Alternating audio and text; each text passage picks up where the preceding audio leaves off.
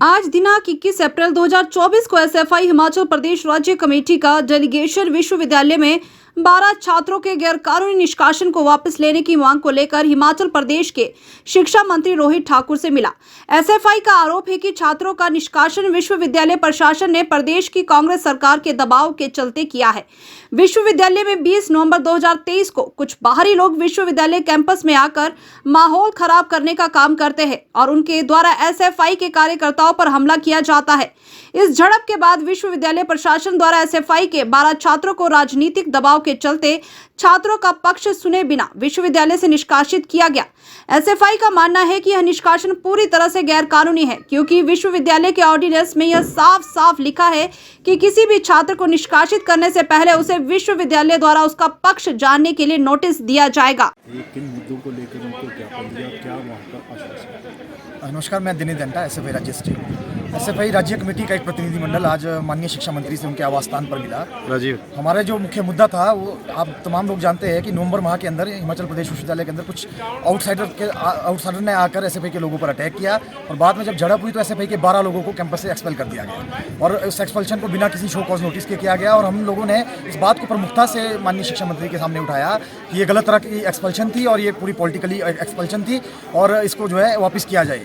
और इसके अलावा हमारा मानना ये है, हमने साफ तौर पर इस बात को शिक्षा मंत्री के सामने रखा कि पूरे देश के अंदर जो भी आम चुनाव हो रहे हैं उन चुनावों के अंदर एसएफआई पूरे देश के अंदर इंडिया अलायंस का समर्थन खुले तौर पर कर रही है। ये समर्थन इसलिए किया जा रहा है कि हम जानते हैं इस देश के अंदर जो भाजपा के नेतृत्व वाली सरकार है, नरेंद्र मोदी के नेतृत्व वाली सरकार है, उस सरकार ने इस देश के अंदर पूरे देश के अंदर सांप्रदायिकता का जो माहौल बना के रखा है, देश के अंदर डर और नफरत का जो पूरे देश के अंदर माहौल चल रहा है, इस माहौल के अंदर छात्रों के जो मुद्दे हैं, जनता के जो आम मुद्दे हैं, उन मुद्दों को दबाया जा रहा है और सांप्रदायिक रंग और ध्रुवीकरण का काम जो भाजपा की सरकार कर रही है।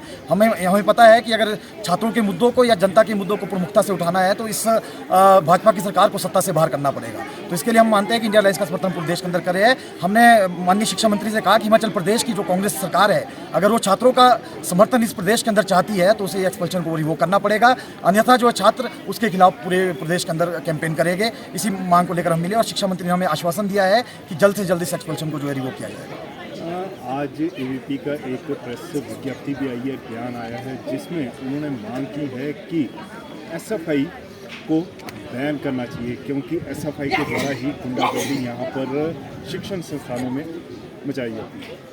एबीपी जो है हम उसको छात्र संगठन का काम एबीपी पूरे देश के अंदर नहीं करती है। एबीपी का पूरे देश के अंदर जो काम है, अभी पिछले 2 दिन पहले का इंसिडेंट है, हैदराबाद सेंट्रल यूनिवर्सिटी के अंदर, हैदराबाद के अंदर एक फिजिकल वीक जो चैलेंजिंग स्टूडेंट है उसके ऊपर हमला एबीपी के गुंडों द्वारा किया गया। जेएनयू के अंदर जिस तरह का इंसिडेंट हुआ, जेएनयू के चुनाव के अंदर आपने देखा होगा, उसी के लिए उनको जेएनयू के अंदर मुंह की खानी पड़ी। उसके अलावा देश के अलग अलग शिक्षण संस्थानों के अंदर कहाँ का एग्जाम्पल आपके पास नहीं है। पूरे देश के अंदर एबीपी जो है इस वक्त पूरे देश के अंदर ऐसा सांप्रदायिकता का माहौल बनाती है, जय श्री राम के नारे लगाती है और लोगों को पीटने का काम करती है। जो प्रोफेसर उनके खिलाफ बोल रहा है, जो प्रोफेसर पढ़ाने का काम कक्षा के अंदर किया जा रहा है, उस प्रोफेसर को टारगेट किया जाता है, कुलपति को टारगेट किया जाता है, अलग अलग जगह पे गुंडागर्दी फैलाने का काम एबीपी करती है। हम ये मानते हैं कि एबीपी जो कोई छात्र संगठन अब नहीं रहा है, वो गुंडों का एक गिरोह बन गया है।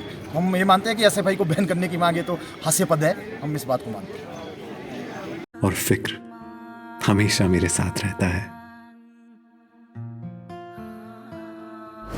भूषण ज्वेलर्स, अनमोल रिश्तों के लिए।